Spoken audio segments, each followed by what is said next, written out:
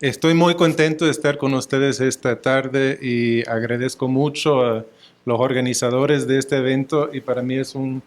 gustazo estar con varios viejos amigos aquí el día de hoy. En los 20 minutos que tengo, básicamente voy a plantear 4 puntos. El primer punto es que el capital social es clave para cualquier cosa que tiene que ver con el tema forestal y de manejo de cuencas, sobre todo cuando estamos hablando de comunidades, y que hay algunas políticas públicas que construyen capital social y otras políticas públicas que destruyen capital social. El segundo punto es que los gobiernos municipales y los consorcios intermunicipales son en cierto sentido el ente predilecto para lo que es el diálogo intersectorial con relación a cambio climático a nivel del territorio, pero que por varias razones también habría que apostar a otros tipos de instituciones a nivel territorial. El tercer punto es que si nosotros queremos tener éxito en la mitigación del cambio climático desde el punto de vista forestal, tenemos que apostar a darle más seguridad de tenencia, más derechos a las comunidades y los grupos y pueblos indígenas sobre los bosques y asegurar que ellos pueden beneficiarse el máximo posible de esos bosques. Y finalmente, que hay resultados muy promisorios en las experiencias recientes en tratar de incidir sobre las cadenas de valor de las grandes empresas como un instrumento de políticas en términos de la reducción de emisiones de deforestación y degradación. Así que ya que escucharon los 4 puntos, todo el mundo se puede dormir, pueden ir a su casa, pero voy a hacer algunos comentarios al respecto de los 4. Cuando vi el índice, si quieren, de este seminario y de esta presentación, me puse a pensar un poco en qué debería decir, porque el énfasis realmente es en el tema de adaptación, y la verdad es que la mayor parte de mi trabajo actual sobre todo tiene que ver con el tema de mitigación y sobre todo con la reducción de emisiones de deforestación y degradación. Y cuando me puse a pensar, bueno, ¿qué es lo que tiene que ver lo de adaptación con mitigación? Quedó claro en la cabeza que donde se unían más claramente era en el tema de la importancia del tejido social, la importancia del capital social, la importancia del trabajo institucional a nivel de territorio. Ahora, si vemos el tema forestal, para cualquier trabajo forestal a nivel comunitario, a nivel de territorio indígena, pensar en la planificación forestal, en el procesamiento forestal, el aprovechamiento forestal, el monitoreo forestal, el control de plagas, el control de incendios, es casi imposible pensar en esas cosas si no es a través de una acción colectiva. No son cosas que cada familia puede hacer por aparte, son cosas que por un lado tienen una economía de escala, por otro lado involucran varias externalidades y bienes públicos, y por el otro lado hay toda una serie de procesos políticos locales que son claves para su éxito. Entonces el tema del tejido social es fundamental para lo forestal y también lo es para el manejo de cuencas. Evidentemente el agua, el sedimento, el suelo no respeta las barreras de una finca individual. Está el tema de la propiedad común y las complejidades de la propiedad del agua. Está el tema de dónde ubicar la inversión dentro de la cuenca. Y todo eso requiere un trabajo a nivel de acción colectiva y a nivel de capital social. Ahora, la verdad es que en términos generales, lo que nosotros hemos visto en el campo latinoamericano en los últimos 15, 20 años, de alguna forma u otra, resultado de las grandes tendencias de las políticas públicas, ha sido una fuerte degradación del capital social. Políticas públicas que en lugar de fortalecer, priorizar la acción colectiva en el capital social han hecho todo lo contrario. Llámase políticas de propiedad de tenencia que pasan por un proceso de parcelización a pequeños predios individuales, que eso puede tener positivo y negativo en otros aspectos, a lo cual no entramos ahora, pero en cuanto a la acción colectiva, debilita la capacidad de acción colectiva.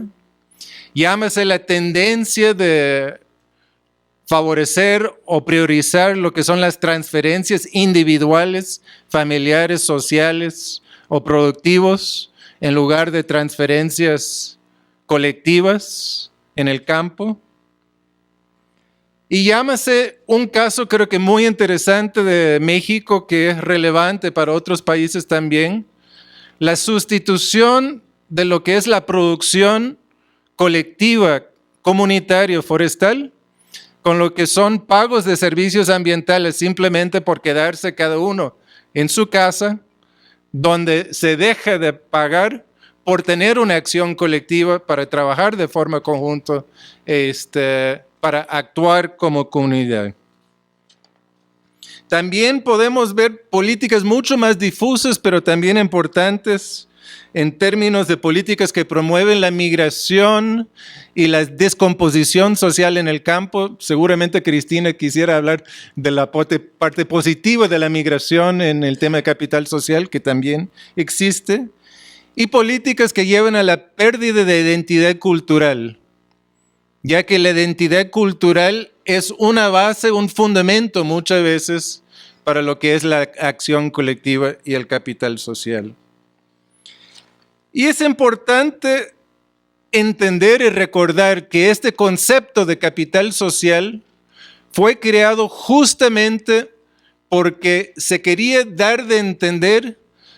que el hecho de poder trabajar juntos, el hecho de tener confianza, el hecho de tener mecanismos institucionales que funcionen, el hecho de tener normas que funcionen, eso tiene un valor económico financiero. Cuando ese capital social desaparece en el campo, el costo económico real es muy grande, financiero, en dólares, en pesos, en colones y córdobas.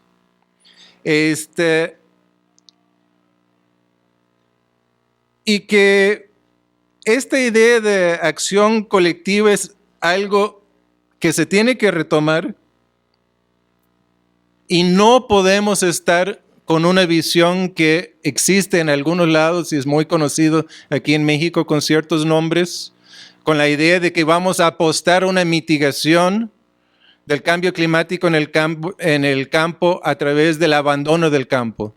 O sea, hay gente que cree que si todo el mundo se va del campo, si todo el mundo migra a Estados Unidos o a las ciudades, que eso va a llevar a una mitigación del cambio climático,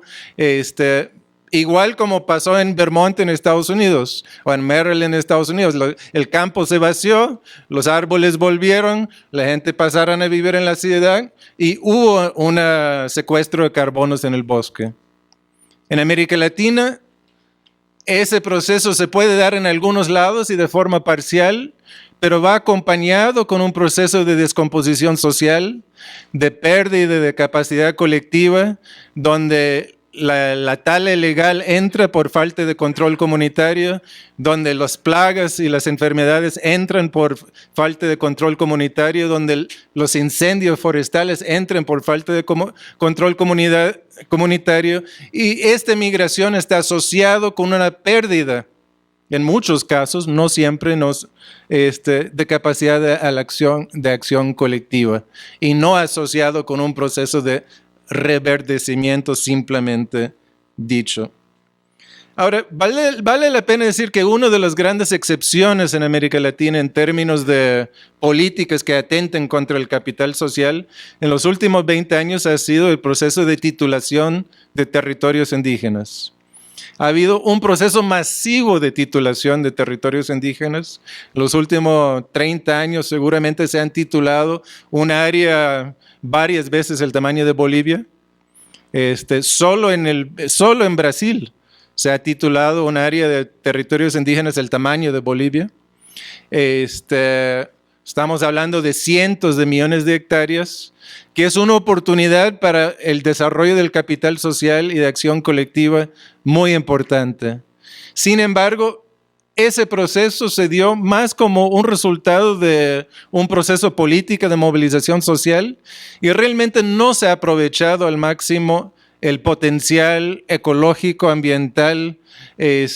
productivo que eso tiene. O sea, no ha habido un acompañamiento de políticas a los territorios indígenas que permiten que ellos tengan un desarrollo económico con mitigación de emisiones climáticos importante. Ahora,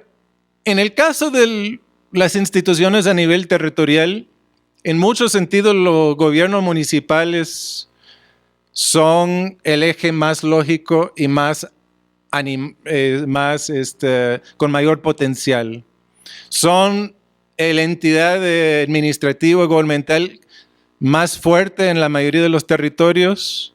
y es donde existe la mayor posibilidad de que haya un diálogo real entre agricultura y agua, ambiente y salud y nutrición y desarrollo económico a nivel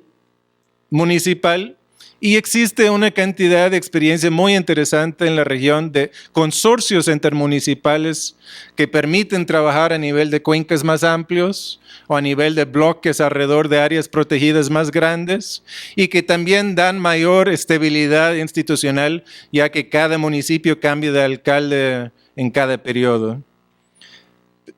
Pero al mismo tiempo, los gobiernos municipales en casi toda América Latina tienen un sesgo urbano muy importante, lo cual restringe y de alguna forma u otra limita su apuesta y su compromiso con la mayoría de estos temas rurales en la práctica. Cuando yo estaba en el CIFOR todavía nosotros hicimos varios estudios en varios países de América Latina sobre la actividad municipal de gestión forestal y en todos lados encontramos cosas muy interesantes, muy sugestivos, pero al mismo tiempo bastante limitados. Y entonces tenemos que ir pensando en otros tipos de entidades territoriales, llámanse en algunos casos territorios indígenas grandes, y la apuesta al territorio indígena grande como una entidad administrativa de poder local con mayor compromiso directo con el recurso natural y el paisaje. Llámese reservas extractivistas o de desarrollo sustentable en Brasil, llámese uniones de ejidos en México, todos que tienen las características de ser entidades de poder local o cuasi poder local, administrativo sobre un área que va mucho más allá de una finca o de una sola comunidad, pero que tienen un compromiso más directo con el tema del recurso natural de lo que han tenido tradicionalmente los gobiernos municipales. Ahora, ¿qué tipo de políticas podrían favorecer este proceso de capital social, de tejido social, de institución social a nivel territorial de que estoy hablando? Yo diría que prácticamente son 4 que sobresalen para mi gusto. Primero, el apuesta a la consolidación de los bienes comunes, los bosques, el agua, los recursos acuáticos. En lugar de debilitar el recurso común, la propiedad común como una apuesta, fortalecerlo no solo por sus beneficios directos en producción, sino por estos otros beneficios de capital social. Transferencias del gobierno que van en función de la acción colectiva y no tanto la acción individual o familiar. La revitalización cultural, y creo que no le damos lo suficiente importancia en todo esto a lo que son propiamente las actividades culturales, las políticas culturales. Si estamos hablando de acción colectiva y capital social, el tema de la identidad y el tema de las normas y el tema de la tradición y el tema de la confianza son temas fundamentales. y políticas que aseguren los procesos democráticos y de rendición de cuentas a nivel local y a nivel de empresas comunitarias, territorios, etc. Y estos son tan relevantes a nivel de comunidad como son relevantes a nivel de municipio, como son relevantes a nivel de cuenca y territorio. Ahora, en los 4 minutos que me quedan, solo quisiera hablar de 2 temas que creo que no quisiera dejar afuera en esta discusión. El primero es esta cosa de la evidencia creciente, y en los últimos años ha habido 3 o 4 estudios muy importantes a nivel mundial que han demostrado que en cuanto las comunidades y los pueblos indígenas tengan mayor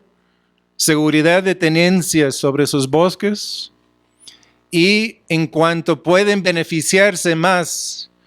de los productos de esos bosques, la deforestación es notoriamente más bajo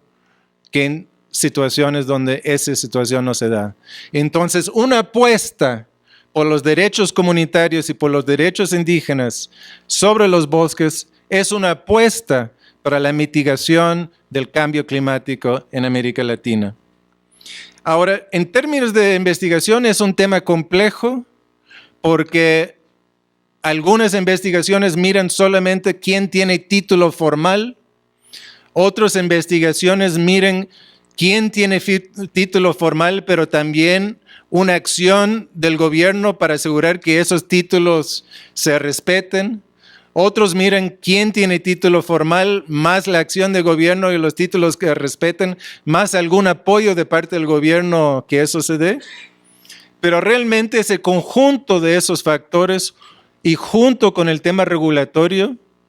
que hacen de que al fin de cuentas las comunidades se sienten que son realmente seguros de su tenencia en sus bosques, en sus comunidades, y que sienten que pueden beneficiarse de los resultados. Aquí en México, recientemente los compañeros del Consejo Civil Mexicano de Silvicultura Sostenible sacaron un estudio muy importante, no solo para México, sino para toda América Latina, que dice que la sobreregulación de las comunidades, la sobreregulación de los territorios indígenas, que por un lado les dan el bosque, pero por el otro lado no les permiten trabajar el bosque y beneficiarse del bosque, limita los beneficios que va a tener en términos de cambio climático de todo este proceso de empoderamiento comunitario. Tenemos que acompañar a las comunidades y no criminalizar las comunidades si lo que queremos es garantizar y proteger el bosque. Y finalmente quisiera hacer alguna referencia a algunos estudios que han sacado en los últimos 2-3 meses porque me parecen muy sugerentes. El equipo de Holly Gibbs de la Universidad de Wisconsin sobre el tema del moratorio de soya en Brasil y sobre el tema de los cambios fuertes que han habido en todo el sector de los mataderos en Brasil. En los 2 casos lo que hemos visto es lo mismo, que donde realmente a través de un proceso de, por un lado, presión social ciudadana y por otro lado, exigencia de por parte del gobierno de que cumplen la ley y que se respeten la ley, no a nivel de predio, sino que a nivel de sector de procesamiento, o sea, que el matadero sea responsable por saber si el ganado que está entrando del matadero tiene legal procedencia o no tiene legal procedencia, si el que hace el aceite de soya y compra la soya para el aceite de soya, tiene la responsabilidad legal y el gobierno exige que se cumpla con esa responsabilidad, lo que uno mire es una reducción muy rápido en niveles de deforestación, muy notorio en el comportamiento de los agricultores a nivel de base, porque hoy en día frente a los ADMs, frente a los Cargills, frente a las otras grandes empresas multinacionales que controlan estos sectores, o vendes a ellos o no vendes. Y en cuanto el Estado y la población exigen a estas grandes empresas asegurar la legal procedencia de los materiales que están usando, puede tener un impacto muy significativo e importante para la mitigación del cambio climático. En resumen, para tener éxito tanto en la mitigación como la adaptación, las políticas públicas tienen que apostar a lo comunitario y el capital social, a la revitalización de lo rural y de la cultura rural, al respeto de los derechos de los pueblos indígenas, y tienen que usar el trabajo, las grandes empresas, tanto de parte de respeto social como por el parte de cumplimiento de la ley para asegurar la legal procedencia de los productos que ellos procesan y comercializan. Muchas gracias.